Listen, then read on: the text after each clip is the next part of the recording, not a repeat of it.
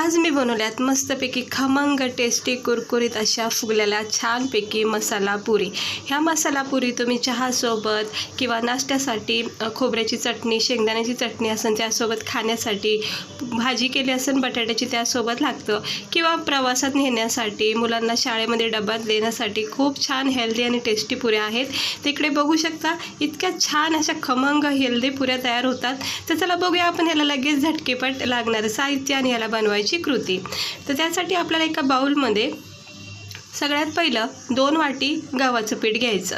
रोजचं आपलं वाफरीचं गव्हाचं पीठ आहे, सगळीकडेच असतं।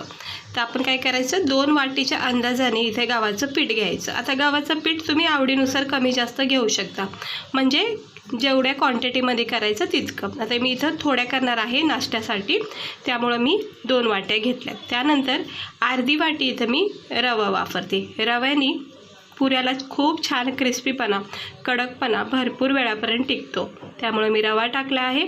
आणि अर्धी वाटी सेम क्वांटिटीमध्ये बेसन पीठ टाकायचे, थोडंसं किंचित कमी केले। तर 2 वाटीसाठी अर्धी वाटी रवा आणि अर्धी वाटी बेसन पीठ टाकलेलं आहे। त्यानंतर इकडे मी चिमूटभर मीठ टाकते, म्हणजे चवीनुसार मीठ टाकून घेते। हे बघा मीठ टाकून घेतलेलं आहे। आता आपण ह्याच्यामध्ये टाकणार आहोत 2 चमचे सफेद तीळ। तिळाने खूप छान सुंदर पुऱ्या दिसतात आणि दुसरी गोष्ट खुसखुशीत राहतात आणि मस्त चव लागते पुऱ्याला। तर तीळ टाकून घेतलेत, सफेद तीळ 2 चमचे। त्यानंतर आपण इकडे मी एक छोटासा कूट करून घेतलेला आहे। त्या अगोदर मी इकडे ओवा टाकते थोडासा कुस्करून। तुम्हाला सगळ्यांनाच माहिती आहे ओवा हा किती छान फ्लेवर देतो प्रत्येक रेसिपीमध्ये, म्हणजे भजी वगैरे असेल तर तळणीच्या पदार्थामध्ये। तो ओवा टाकून घेतलाय। चिमूटभर, अगदी चिमूटभर लाल तिखट टाकते आणि तितकीच क्वांटिटीमध्ये चिमूटभर मी हळद टाकते।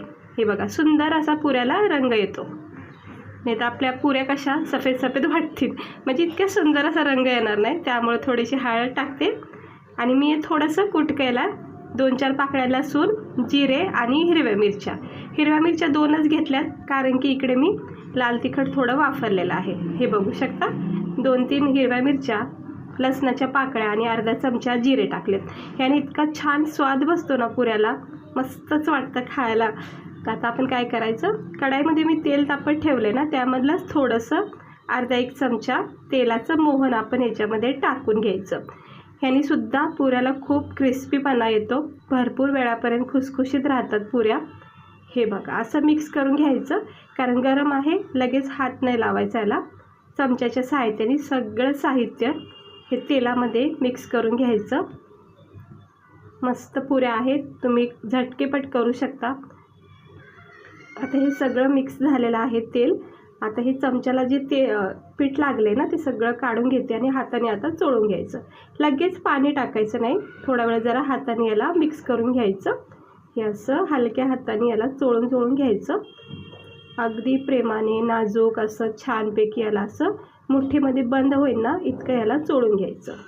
छान फ्लेवर येतो। आणि मग थोडंसं चिमूटभर असं पाणी टाकायचं, एकदम पाणी नाही टाकायचं, कारण पीठ आपल्याला थोडं घट्ट हवे, अगदीच नरम सॉफ्ट नको आहे, त्याच्यामध्ये थोडासा घट्टपणा हवा आहे।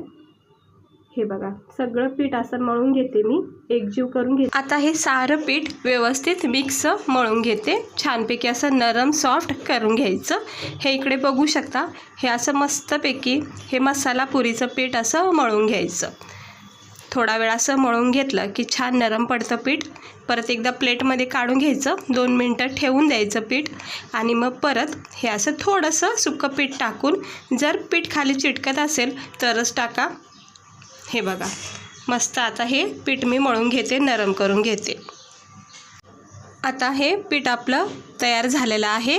ह्याला असं थोडंसं रोल करायचं, म्हणजे चांगलं असं प्रेस करून घ्यायचं, मळून घ्यायचं हलक्या हाताने। आता झालेलं आहे तयार पीठ, थोडंसं सुक्कं पिठाची सुद्धा आवश्यकता आहे। तर मी एक प्लेट घेतले, पोलपाटसुद्धा घेऊ शकता, पण काय आहे ना मला प्लेटवर पण जमतात पुऱ्या, पण तुम्ही पोलपाट चपातीचा घेऊ शकता। हे बघा असे छोटे छोटे लाटी बनवायची, जसे आपण पुऱ्यासाठी बनवतो बघा गव्हाच्या पिठासारखे, तशा छोट्याशा लाट्या बनवायच्या, म्हणजे कसं झटकेपट पुऱ्या लाटल्या जातात। आता आपण काय करायचं, एक एक लाटी घ्यायची, सुक्कं पीठ लावायचं. शक्यतो पीठ लावा थोडंसं, नाही तर काय होतं लगेचच प्लेटला चिटकू शकतं किंवा पोलपाटलासुद्धा चिटकू शकतं, कारण ह्याच्यामध्ये बेसन पीठ टाकल्यामुळं थोडासा चिकटपणा असतो. हे बघा, हे वरच्यावर असं पीठ लगेच हे काढलं जातं, काही हरकत नाही थोडंसं लागलं तरी. तर मस्त अशी थोडीशी पातळ लेयर ठेवायची. जाड ठेवली की ती फुगली जाते आणि थोडीशी पातळ असली की कडक बनते पुरी. जर तुम्हाला फुगलेल्या पुऱ्या हव्यात ना, तर थोडासा त्याच्यामध्ये जाडपणा ठेवायचा, म्हणजे अगदीच जाड नका बनवू, नाही तर त्या कडक होणार नाहीत, म्हणजे क्रिस्पी होणार नाहीत. हे बघा, असं चिटकलं जातं ना प्लेटला किंवा पोलपाटला, तर थोडंसं चिमूटभर असं सुक्कं पीठ टाकलं की व्यवस्थित लाटता येतं. ते असं मीडियम आकाराचा पुऱ्या लाटून घ्या पटापटा. अशा छानपैकी सुंदर अशा ह्या मसाला पुरी लावून घ्यायचे. वरचं पीठ, एक्स्ट्रा पीठ काढून घ्यायचं, हाताने असं पुसून घ्यायचं. आता मी या सगळ्या लाटून घेतल्यात, बघू शकता किती मस्त सुंदर अशा, ना जास्त जाड ना जास्त पातळ, परफेक्ट अशा ह्या पुऱ्या तयार झाल्यात. लगेच आपण याला आता फ्राय करून घेऊया.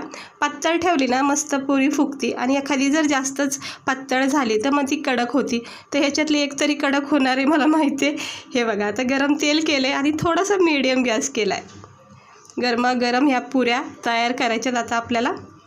तर बघू शकता ह्याच्यातली एक पुरी ना खूप पातळ आहे, मला वाटतं ती फुगणार नाही. तर तुम्ही अंदाजा लावू शकता ती पुरी कोणती असेल. हे बघा, जाड म्हणजे मीडियम पुरी जी असते ना थोडीशी, ती फुगली जाते पटकन. ही बघा, ही इकडची, ही वाली कडक आहे, आणि एकीकडची पुरी छानपैकी फुगली गेली आहे. ही मी तुम्हाला एक ऑप्शन दिलं की जाड पुऱ्या केला की थोड्याशा फुगल्या जातात. आता अजून एक ॲड केली पुरी याच्यामध्ये.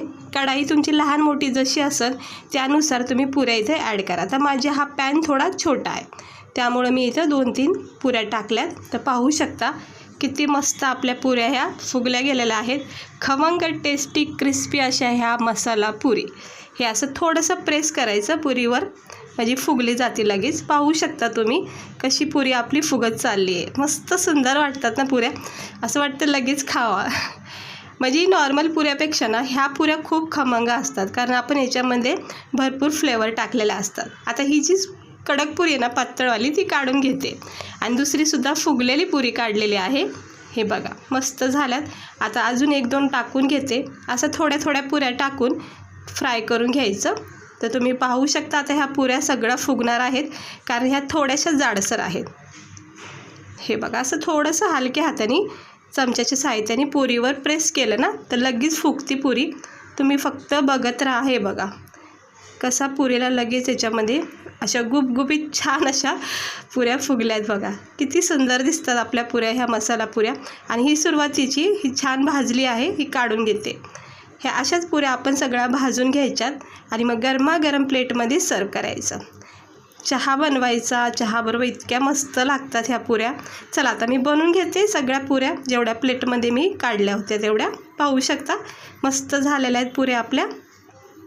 सुंदर अशी फुगलेली पुरी आहे. तर चला बाकीच्या करून घेते. आणि हे बघा, झाल्या आहेत सगळ्या पुऱ्या तयार आपल्या मसालाच्या पुऱ्या. खमंग टेस्टी, चवदार आणि हेल्दी पुऱ्यात, कारण आपण याच्यामध्ये रवा सगळं टाकलेलं आहे. हे बघा किती मस्त वाटतात ना ह्या पुऱ्या अशा आपल्या. सुंदर, छान, खमंग, टेस्टी. प्रवासात घेऊन जाऊ शकता तुम्ही अशा बनवून गरमागरम. सोबत शेंगदाण्याची चटणी, लसणाची चटणी बरोबर खूप भारी वाटतात ह्या पुऱ्या. बघू शकता तुम्ही याचा क्रिस्पीपणा, याचा कडकपणा तुम्ही बघू शकता. मस्तच झाल्यात. याचा पापड बघा किती सुंदर असा कडक झालेला आहे. हे बघा याचा टेक्स्चर बघा तुम्ही. आता हे बघा किती क्रिस्पी झाल्यात, कुरकुरीत झाल्यात. तर ह्या अशा पुऱ्या खायची एक वेगळी मजा असते खरंच. गरमागरम चहासोबत ना ह्या 2-4 पुऱ्या खाल्ल्या ना तर मस्तच वाटण, कारण की छान छान फ्लेवर आपण याच्यामध्ये टाकलेत. कोणी गेस्ट आले, पाहुणे आले, किंवा सगळ्यात महत्त्वाचं म्हणजे लहान मुलासाठी खूप उत्तम आहेत. टिफिनला त्यांना बनवून द्या. मस्तपैकी अशा याच्यामध्ये केचप देऊ शकता, बटाट्याची भाजी देऊ शकता, आणि भरपूर वेळापर्यंत टिकतात. अशाच फुगलेल्या राहतात, काही अशा नरम पडत नाहीत, कारण ह्याच्यामध्ये आपण रवा टाकलेला आहे. तर मसाला पुरी ह्या नॉर्मल आपल्या गव्हाच्या पुरीपेक्षा खूप छान टेस्टी लागतात.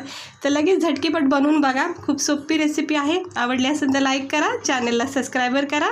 चला भेटते मी